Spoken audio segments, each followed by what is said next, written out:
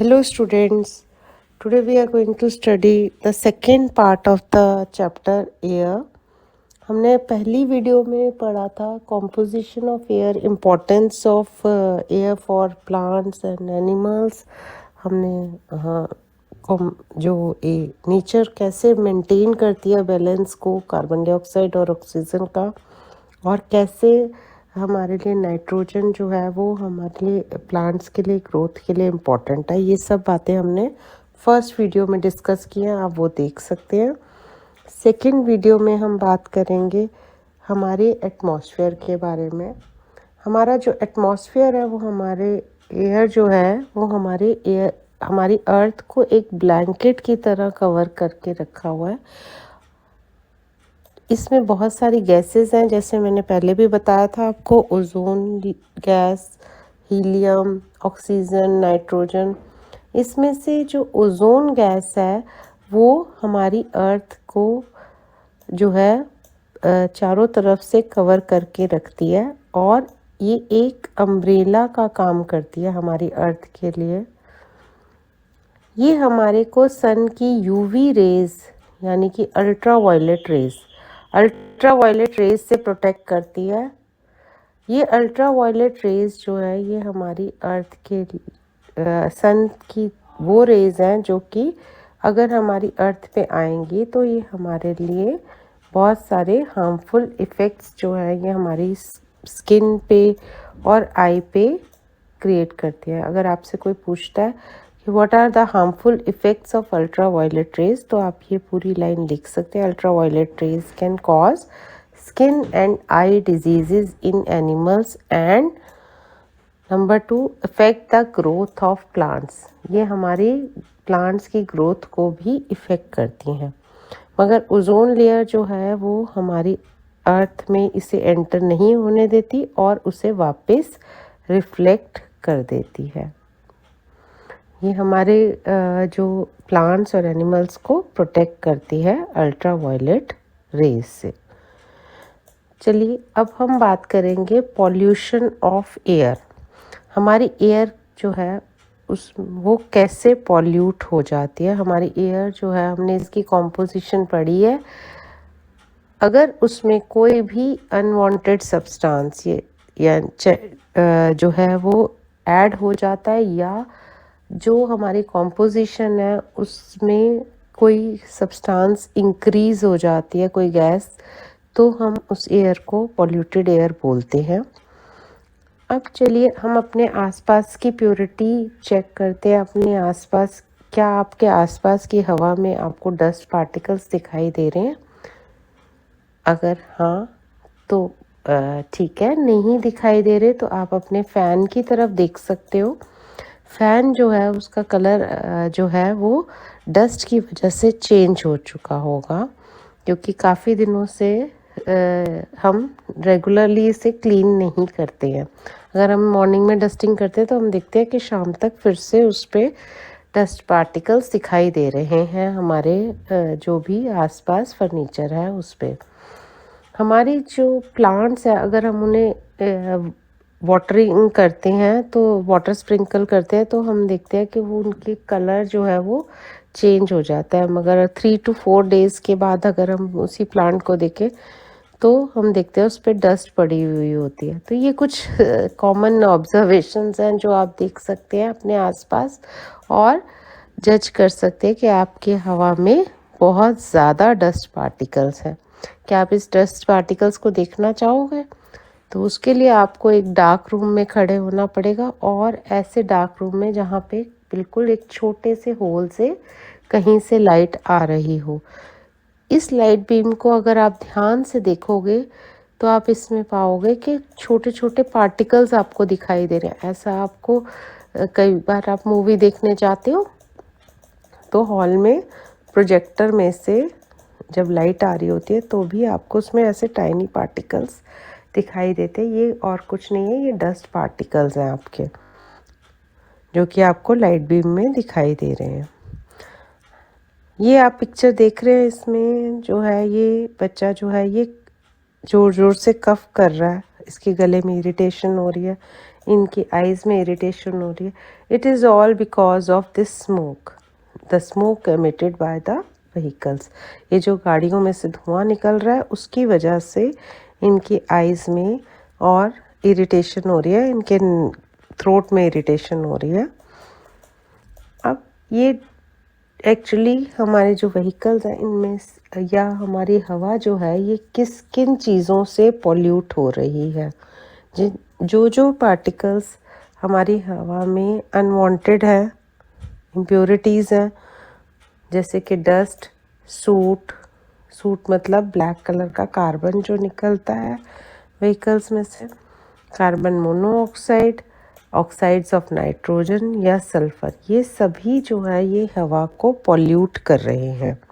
Such kind of air which contains all these particles is known as polluted air. इन impurities की वजह से air जो है वो पॉल्यूट हो रही है। और ये जो इम्प्योरिटीज़ आप देख रहे हैं, dust, soot, carbon monoxide, oxides of nitrogen, sulphur, इन सब को हम बोलते हैं पॉल्यूटेंट्स। इन पॉल्यूटेंट्स को हम दो कैटेगरीज में डिवाइड कर सकते हैं, एक है गैशियस पॉल्यूटेंट और एक है सॉलिड पॉल्यूटेंट। गैशियस पॉल्यूटेंट यानी कि carbon monoxide, ozone, oxides of nitrogen and sulphur, और सॉलिड पॉल्यूटेंट्स यानी कि स्मोक, डस्ट एंड जर्म्स। ये क्वेश्चन भी बहुत कॉमन है कि give examples of solid pollutants and gaseous pollutants. Now how does the air get polluted? ये सब पॉल्यूटेंट्स आते कहाँ से हैं?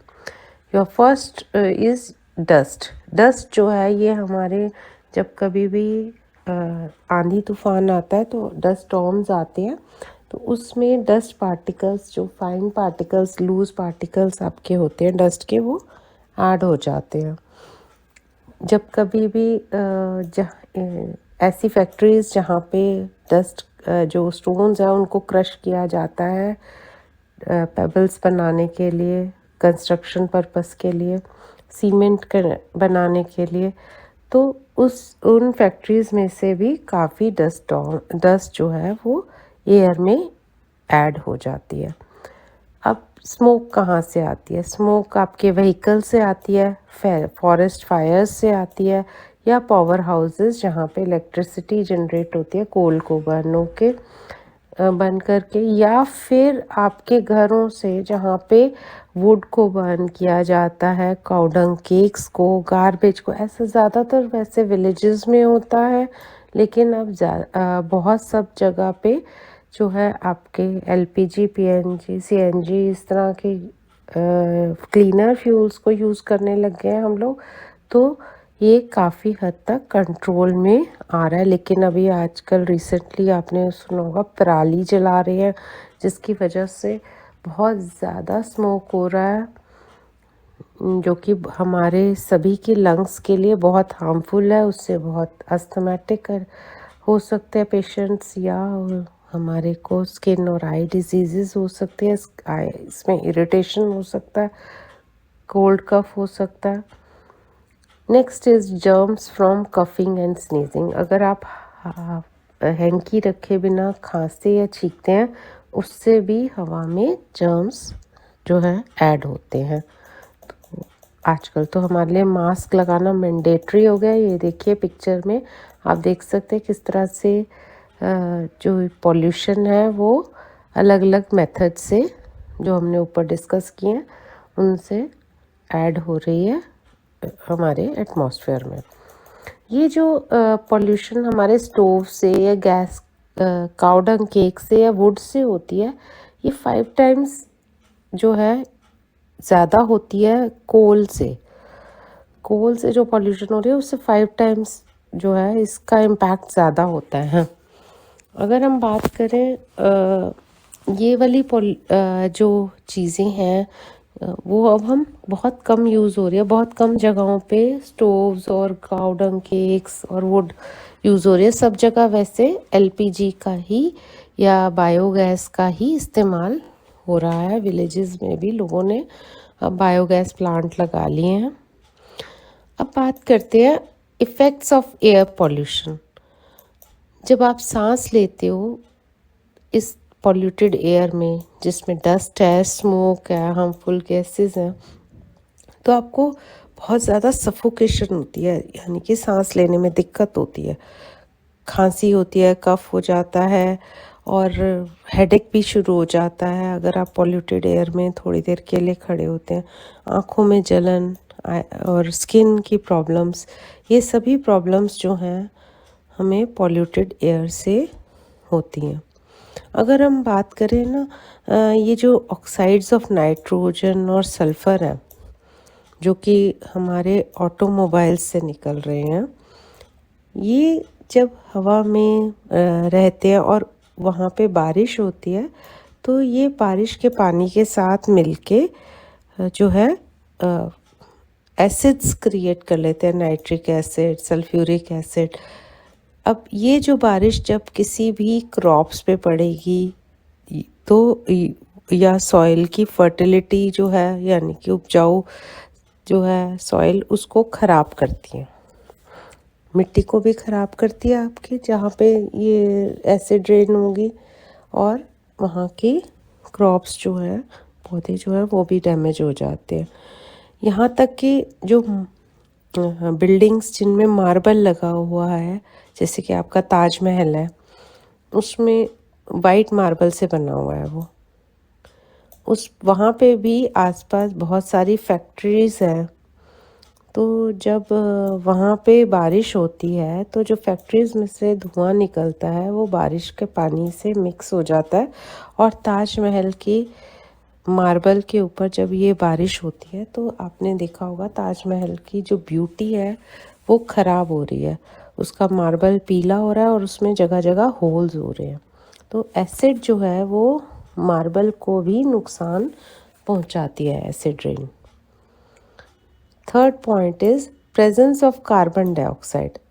अगर हमारी हवा में कार्बन डाइऑक्साइड गैस इंक्रीज़ हो जाती है तो इस फिनोमिनन को हम बोलते हैं green house effect. This phenomenon helps the earth to stay suitably warm. हाँ, थोड़ी सी लिमिटेड में अगर कार्बन डाइऑक्साइड है एक लिमिट में, तो ये हमारे अर्थ को एक वार्म टेम्परेचर देने में हेल्प करती है। लेकिन यही गैस जब इंक्रीज़ हो जाती है तो ये ग्लोबल वार्मिंग हो जाती है, यानी कि अर्थ का टेम्परेचर बहुत ज़्यादा इंक्रीज़ हो जाता है, जिससे कि हमारे जो पोलर रीजन है, हमारे अर्थ का जो नॉर्थ पोल या साउथ पोल है, वो हमारा जो है अर्थ का बर्फ़ से ढका हुआ है, जिससे कि हमारी अर्थ पे टेम्परेचर जो है वो एक कंट्रोल में रहता है। वो हमारे लिए बहुत इम्पॉर्टेंट है कि वो पोलर रीजन जो है वो आइस से कवर्ड रहे। तो ये पोलर आइस कैप्स जो हैं ये मेल्ट होना शुरू हो गई हैं due to increase in temperature. Temperature के बढ़ने की वजह से ये बर्फ़ जो है ये पिघल रही है, और समुद्र का लेवल जो है वो, पानी का लेवल जो है वो इंक्रीज़ हो रहा है। उससे बहुत ज़्यादा जो है डैमेज होगा, डिस्ट्रक्शंस होंगी, क्योंकि जैसे जैसे पानी इंक्रीज़ होगा तो उसके आसपास की लैंड जो है वो पानी में डूबती चली जाएगी। उससे आसपास की कंट्रीज़ को, सी के आसपास की कंट्रीज़ को बहुत नुकसान पहुंचेगा। Next is ways to reduce pollution. सबसे इम्पॉर्टेंट अब बात है कि हम इस पॉल्यूशन को कंट्रोल कैसे करें। तो उसके लिए सबसे आसान तरीका है कि we should plant more trees. हमें ज़्यादा से ज़्यादा पेड़ लगाने चाहिए, वन महोत्सव सेलिब्रेट करना चाहिए, जिससे कि हमारे आसपास जो है वो टेम्परेचर जो है वो कंट्रोल हो और पॉल्यूशन जो है वो इंक्रीज़ हो। तो इसके लिए हमें डिफ़ॉरेस्टेशन को रोकना पड़ेगा। डिफ़ॉरेस्टेशन मतलब एक्सेसिव कटिंग ऑफ ट्रीज़। ज़्यादा हमें प्लांट्स लगाने हैं ज़्यादा से ज़्यादा।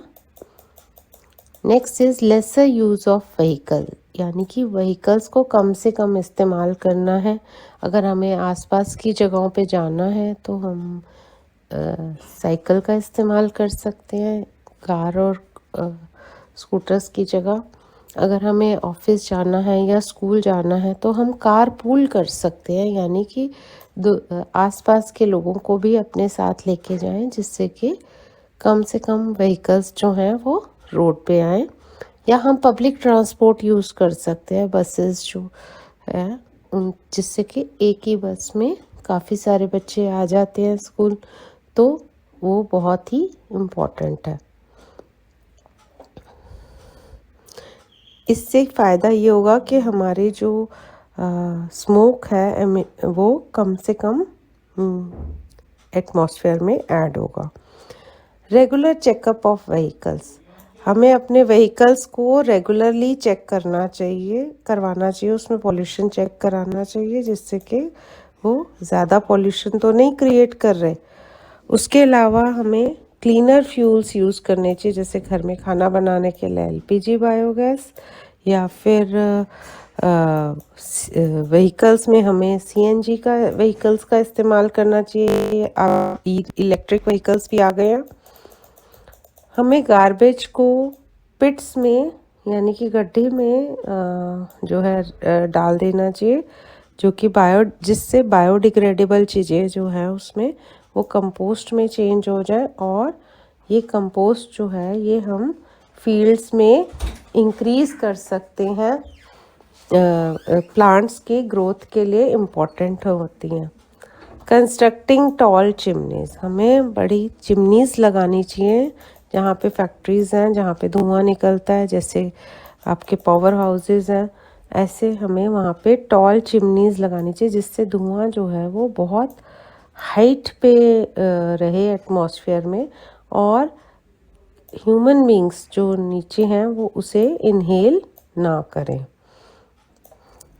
हमें कफ़िंग और स्नीजिंग के टाइम जो है वो अपने हैंकीज़ का इस्तेमाल करना चाहिए, जिससे कि एटमॉस्फेयर में जर्म्स जो हैं वो बाहर ना आए। हमें मास्क का यूज़ करना चाहिए, जिससे कि हमारे जो